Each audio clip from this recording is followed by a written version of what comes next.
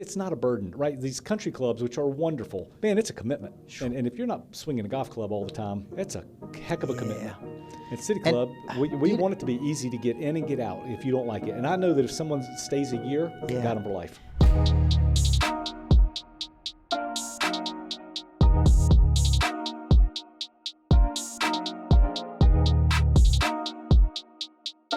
Obviously, we're here at the Greatness Factory, Level 10 Studios, podcast studios, and I was just showing my good friend Chris Weinberg around, and thank you for being here today, man. Man, I'm so excited to be here. Can't believe it's taking this long, but it's I love it. Congrats on the space. When did we start talking about this? Do you remember? Dude, I think I met you somewhere around 2012 or 2011. I think I had recently moved to town. I moved to town in 2010, and I bumped into you pretty shortly thereafter. Yeah. Well, people were telling me you got to meet this dude, right? Oh, well. I mean, they were, you know, and I became a member of the City Club, and it was very instrumental because I, wasn't in Nashville, right? And I was thinking about this today. Do you see yourself how do you see you? Because I see you as like you're a business operator. You really understand a business, right? Yeah. You're also a business coach. Yep. You're also expert. I mean, really an expert in the disc. Like, there's a lot of people who say they're experts in a disc profile, but you're like a real expert in the disc profile. I hope so. So how do you see you? Yeah, I mean, my primary lane is I'm an executive business coach, and I've been at it for about 25 years. I'm in my 25th year of it. Wow. And so I pretty early in life, I hit my nirvana, and I came out of corporate. I got lucky early in life and was a part of a team that took a small company public. So I learned really fast how to scale and what kind of systems were needed from small company structure into at least mid-size company structure. I struck out on my own in 2000 with the coaching business. And so, I mean, I'm executive coach. The disc profile for me is one of my tools. And I got familiar with that way back in the day out of college. I went with TGI Fridays. I wanted to be in restaurant business. And at the time, Fridays and Marriott were the two. If you wanted to be somebody in the business, that's where you went, believe it or not. Wow. That was all back when Fridays was Scratch Kitchen and 70-page menu. All the chefs before all these woohoo restaurants, they were all in places like Marriott and Fridays. So you got this great training. I got to grow up fast there, but disc profile was introduced there. And we used it some. We didn't go deep, but it hit my radar screen. Fast forward, I got involved with a company called Bailey Sports Grill, which is still here. It became Fox & Hound. That's the one we took public and grew. Okay. And we started really working out the disc profile and testing against other personality assessments. And it was just the most tried and true. It was the one that just kept showing up. And so I have just stuck with it really since the 90s and hopefully become an expert at it. I'm bad at lots of stuff, but one thing I'm good at is that. And so it's part of my toolkit. So when you think about the disc, because I went through the disc training and, what I would look at was under pressure, right? Yeah. How were they most likely to respond under pressure? Because I know I'm probably, people consider me a pressure type dude. I was a basketball coach, so it's like I'm going to apply some form of pressure, right? To get some result. Why did you get into, there's two questions I had on that one. Because I'm on the board of a publicly traded company now, which is a new thing for me because I've always operated in the privately held world. Right. And what did you learn from taking a company public? Typically, you get to be around a lot of smart people. Okay. Right? Yeah. And so more usage of your ears than your mouth. Yes. And then, as far as board goes, the challenge sometimes with boards is you usually, hopefully, have a lot of good, smart, talented people, but it's not their full-time job. Right. So wrangling, herding the cats, getting their attention to stick for a while is problematic. So learning how to work well with others, which goes right into disc profile, becomes a thing, especially for a guy like you. You're used to being able to apply pressure to a thing and get a result.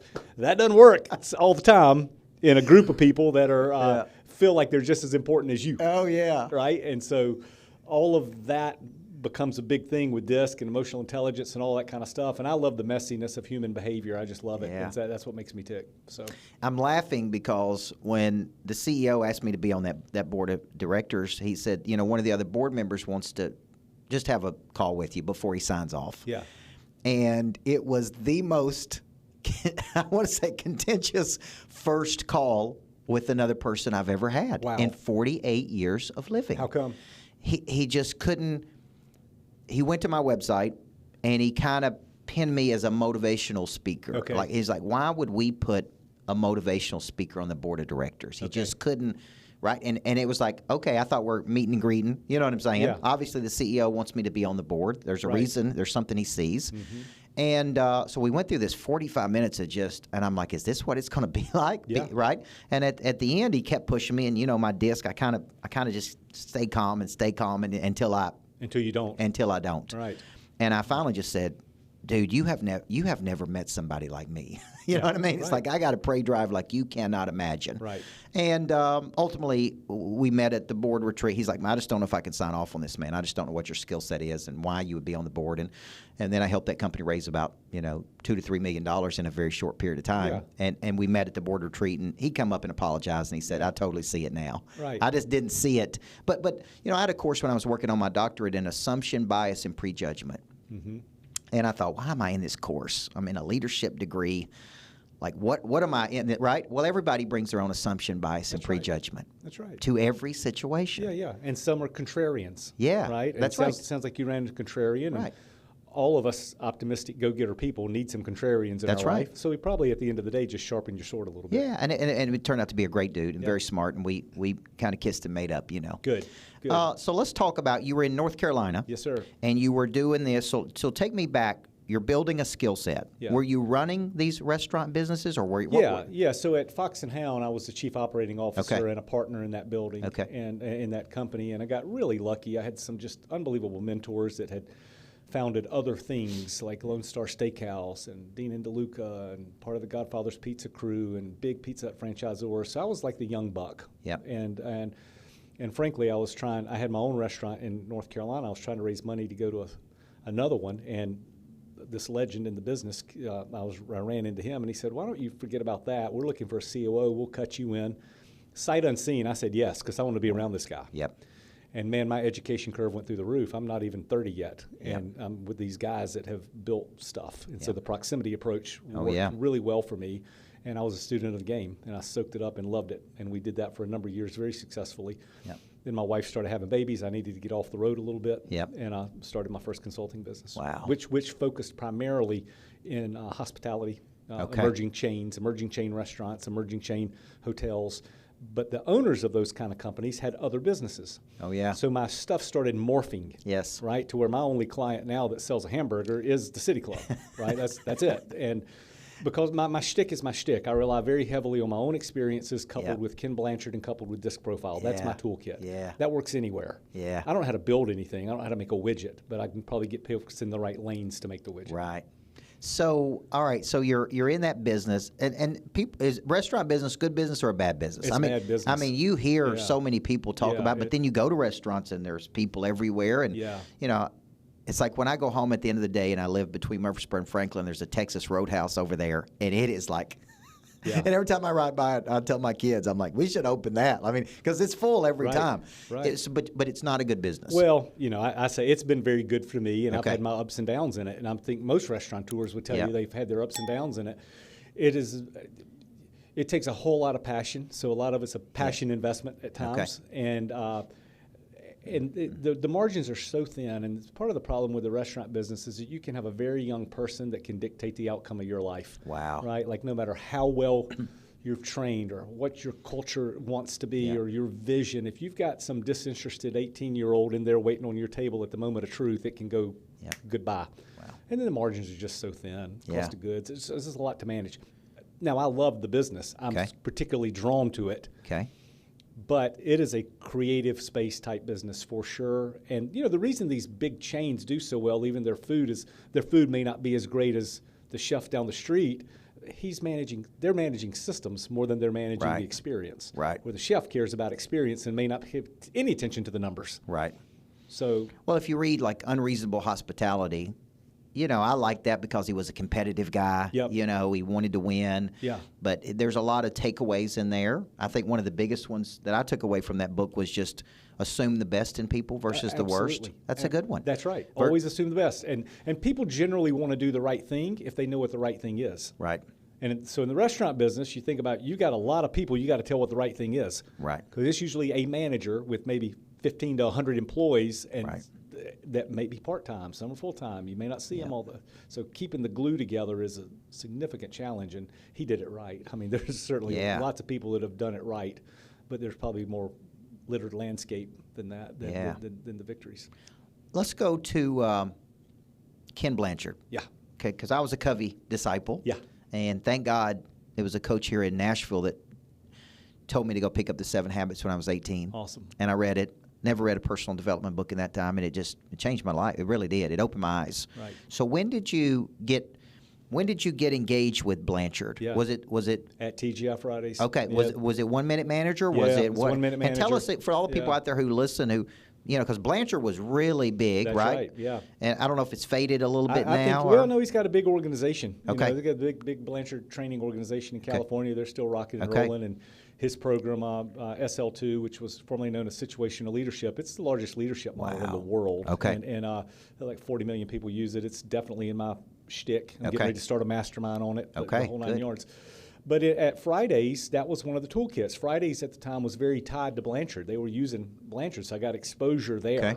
And then that just kept going. When I got lucky and went to the Fox and Hound group, they were also tied to Blanchard. Yeah. So from very early on, it was just hammered into me, and I was a student of the game. I was a young buck with a prey drive, trying to learn all I could to be like that guy. Yep.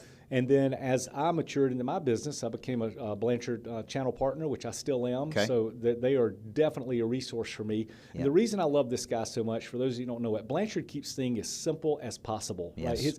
His concepts are beautifully simple. So the work is tied up in doing the work versus understanding the big book. Okay. Yep. And Blanchard, been hot since the '80s, and a lot of these business books are just saying it differently saying the same thing differently that he says. Yeah. But the reason I like Blanchard so much is because I'm not that bright of a guy, so I need things super simple. Right. And his messages are beautiful, simple. Because I'd rather the work be in executing versus understanding. What does that word mean? Right. That's right. And give us some examples of what, like 1 Minute Manager, give us some examples, tangible examples of what does that mean? If you're managing and you're working, what is that? What does a 1 Minute Manager do? Well, all the simple things like show me what good performance looks like, right? Like if we started working together today, I would need to demonstrate to you what competence looks like versus just saying, go get them, Tiger. Right. Right? Then we would agree on our goals. What are we trying to figure out here? What are we trying to do? And then once we try to figure out what we're going to do, then that's not enough. Did we write it down? Is it specific? Is it trackable? All that stuff. Blanchard's acronym for SMART goals is a little bit different than most, but at the end of the day, is it specific? Is it trackable? Then we go to where do you live in your competence and confidence on executing this goal? Okay. Then this is a two-way street. This isn't just the boss saying go mop the floor, right? Do you know how to mop the floor? Do you know where the mop is? Do you know which direction it's Karate Kid mentality, wax on, wax off, right? Wax on, wax off.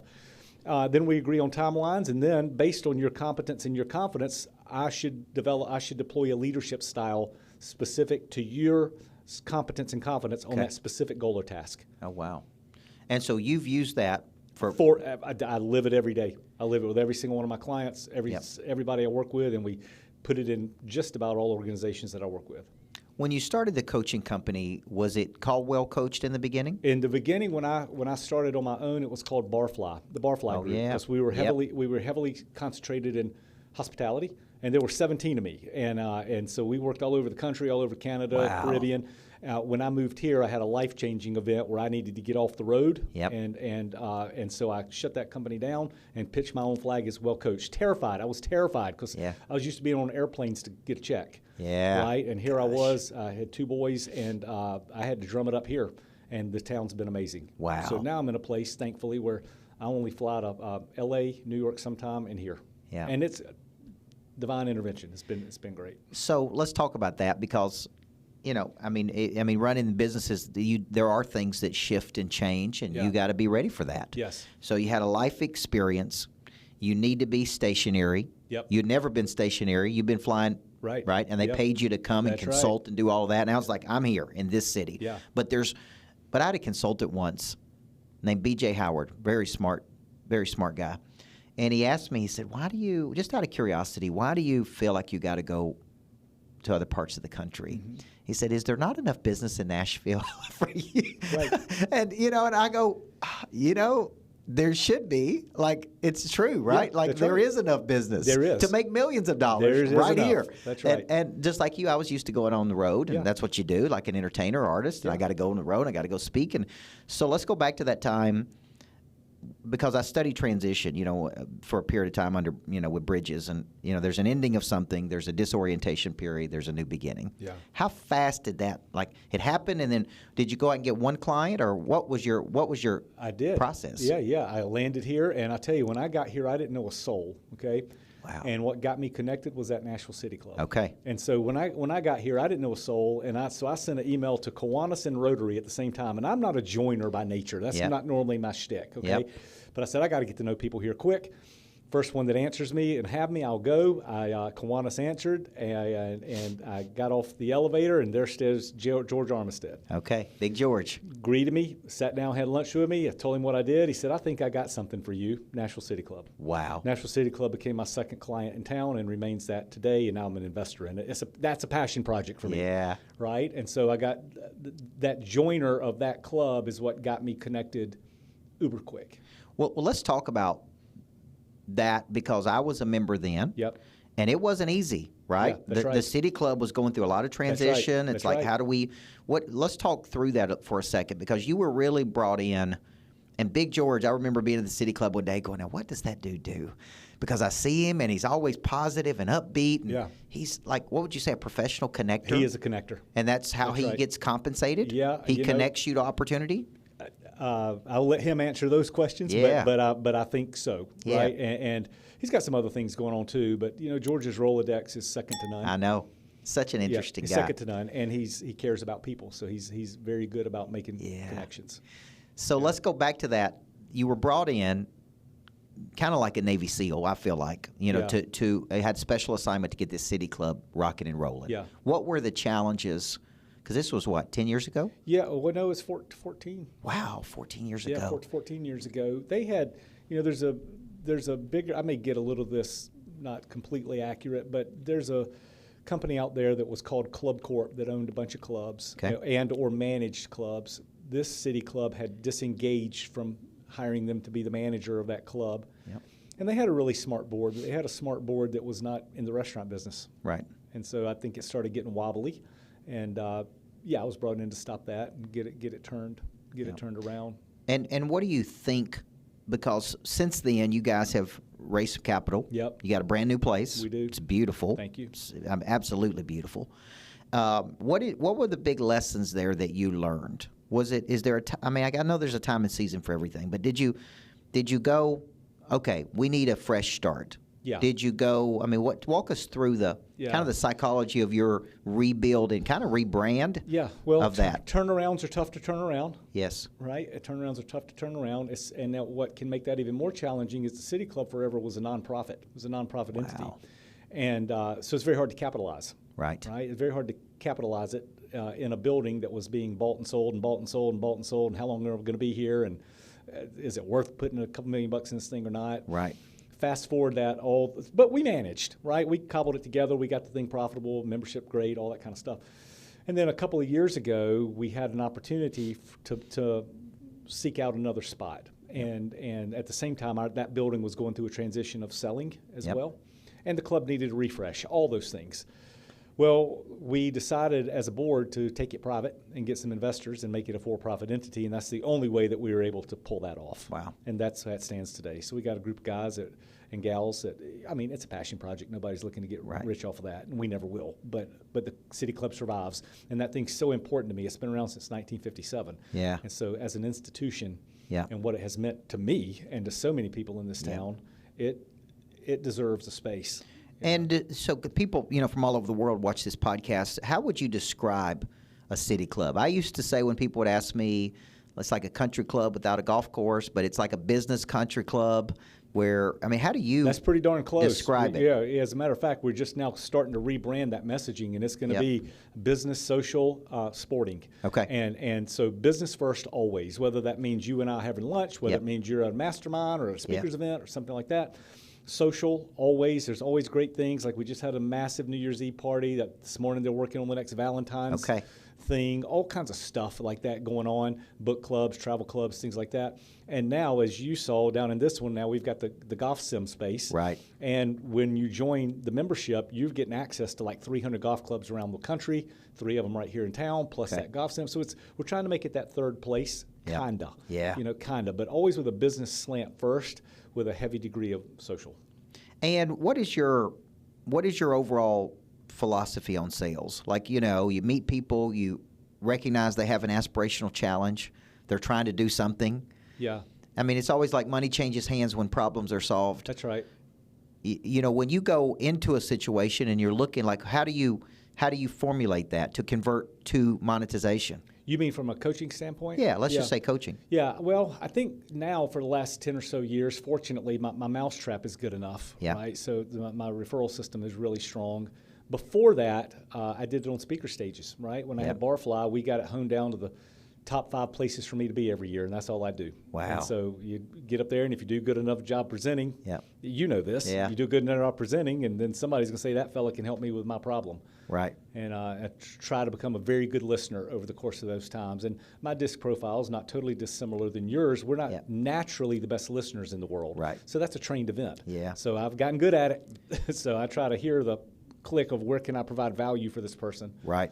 Then it just becomes a conversation. Do you like those situations where it's like, hey, the Navy SEAL situation where you go in and you're turning something around? Because, I was telling the guys earlier because the bankers came by. My first 4 years in this business was going into billion-dollar companies, banks, as a guy who came in to do one thing, drive revenue. Right. And it was somewhat exhausting. Right. Taking on all the employees, the strategy, and which is why I shifted gears to the individuals paying for the coaching because they wanted to be here. Sometimes I would go in and it'd be like going into a war zone, right? So did you enjoy that part, or do you enjoy the part where people are coming to you and they're hungry, humble, and teachable? Have they hit a plateau? All of that, right? So like back to the turnarounds are tough to turn around. Of course, it's much better to meet people that have some lift, but maybe now have some turbulence. Yes. And haven't developed the skill set to get through the clouds. Right? And they totally capable. They don't have the skill set to get through. I'm a firm believer in that leadership is a skill set development, not a natural born leader. I don't believe in that. I don't think that. I think they're natural born orators who can talk you into stuff.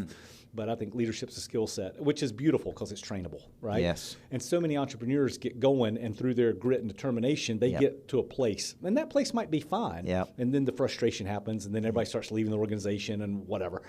I'm really good in chaos. I'm really good in that spot. Okay.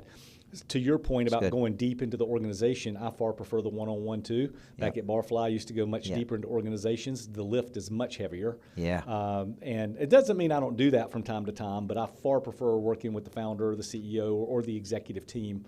I think I can be more impactful and teaching them how to get results through others. Right. That's coaching. Consultant is go fix it. Right. Coaching is how do I inspire and give you the tools to go for you to fly higher.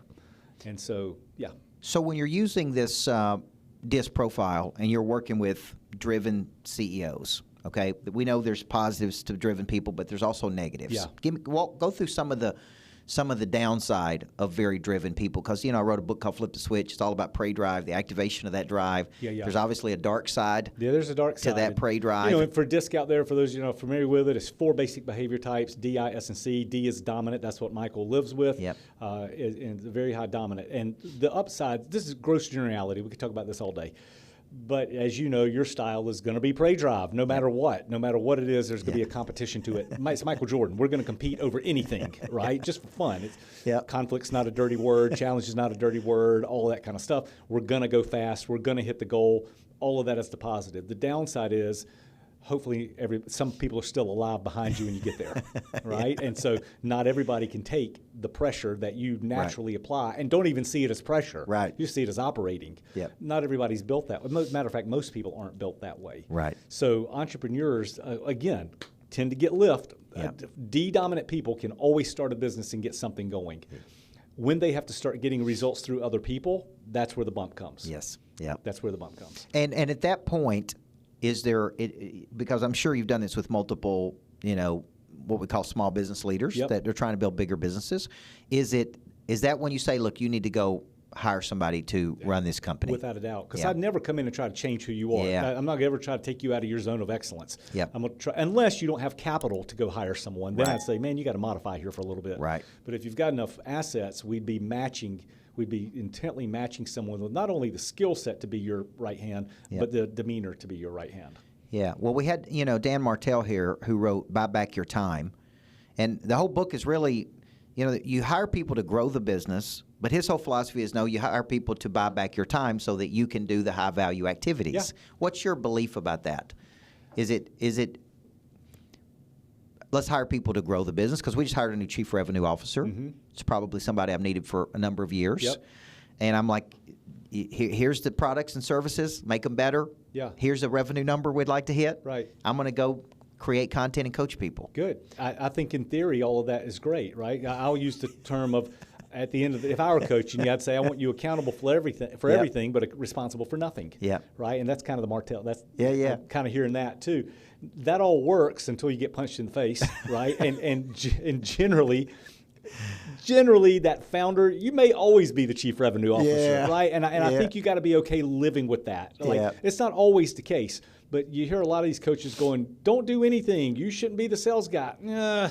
Maybe because the name of the company is you. Right. You're the name of the company. And so at the end of the day, people want to see you. Right.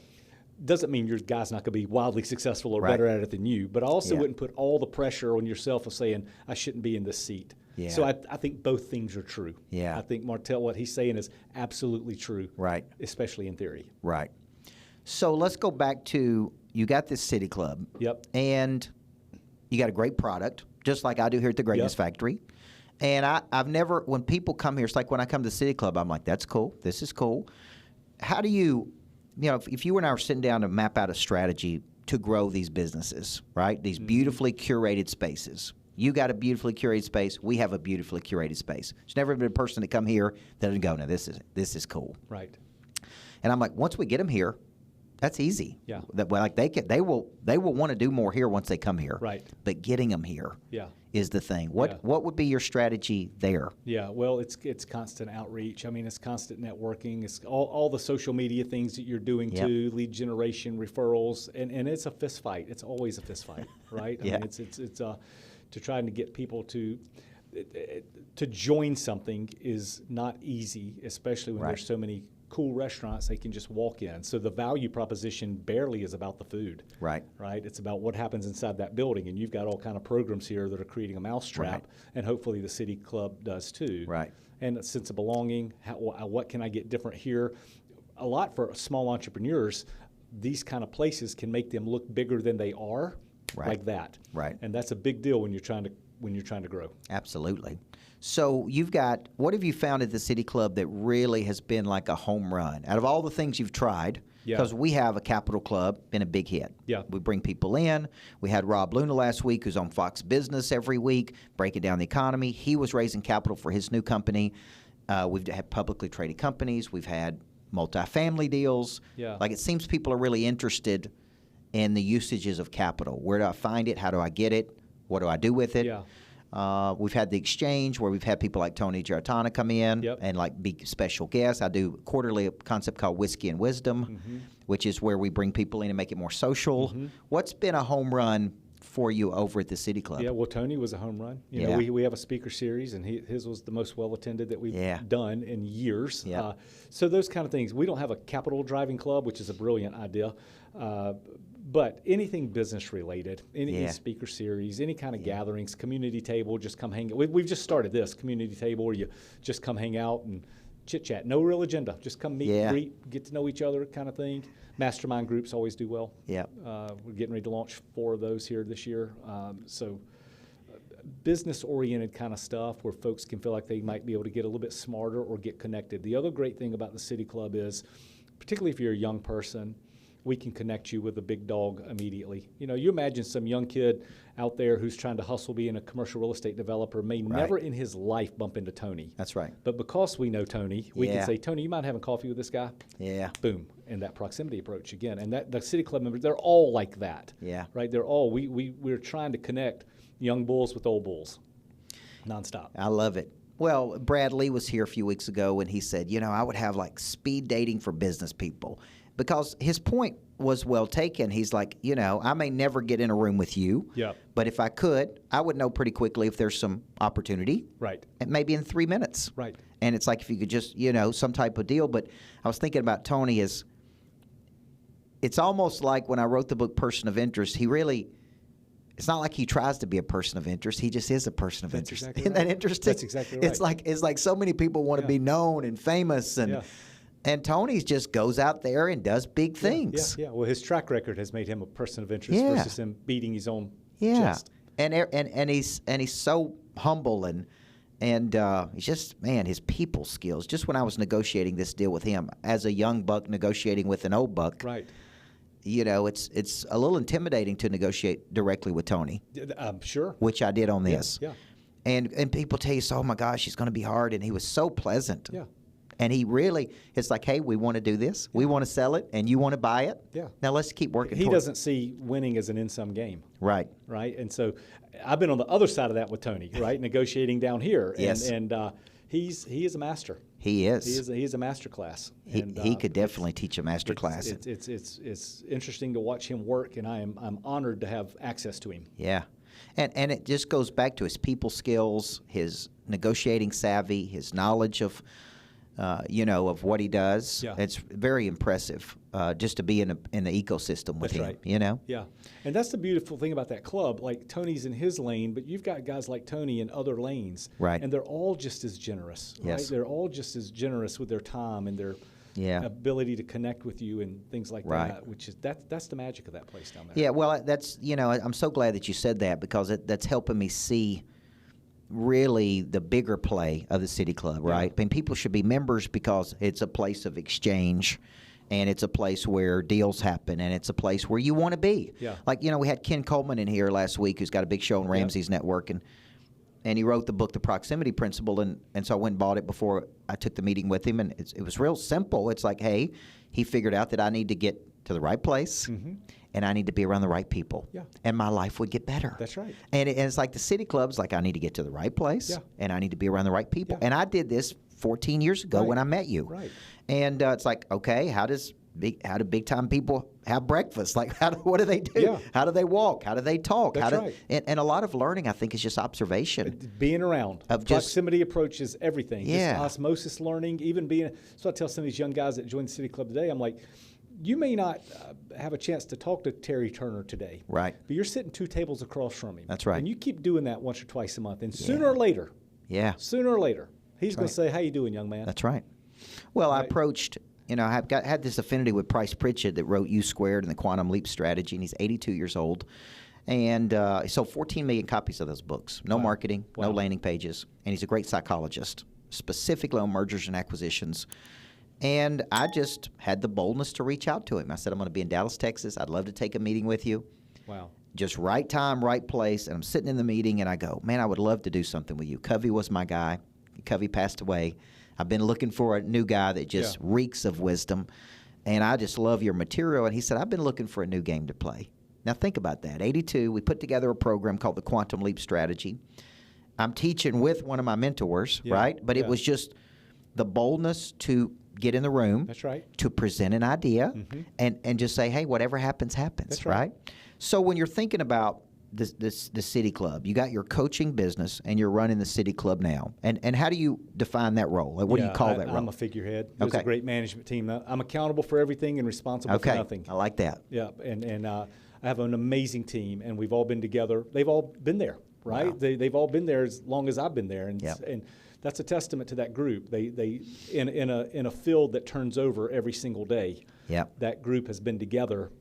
Yeah. I mean, some of the employees of Mr. Thomas, who you know, 57 years.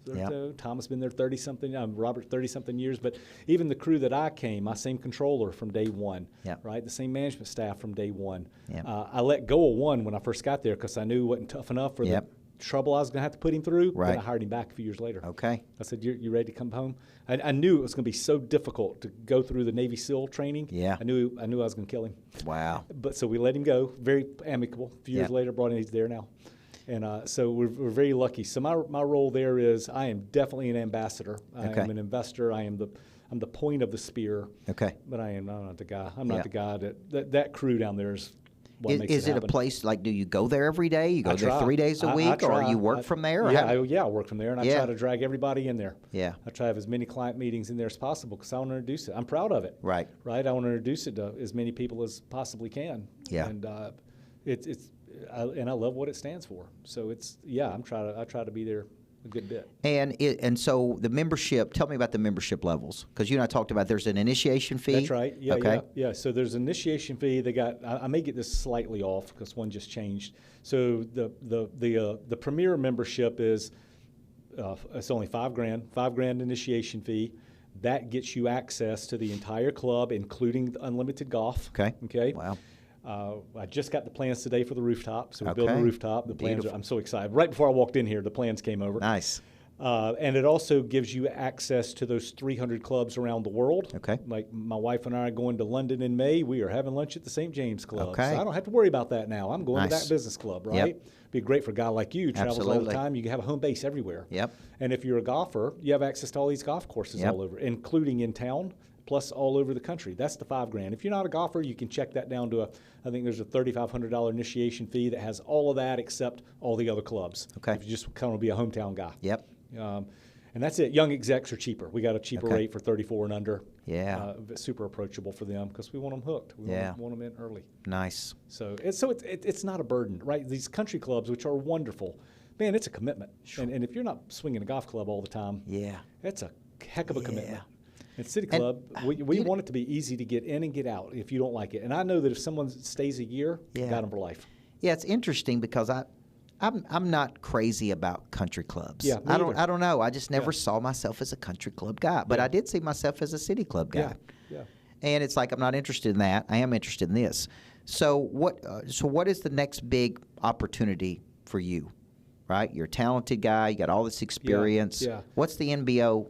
Well, What's the next I big like to try to do opportunity for you? something fun every year. This stretches me a little bit. Last year it was the transition of this City Club, which was a bear. I'm in my third season of my new podcast, and so that's I see that. Going great. Yeah, and my book's in its final draft. Nice. So, those.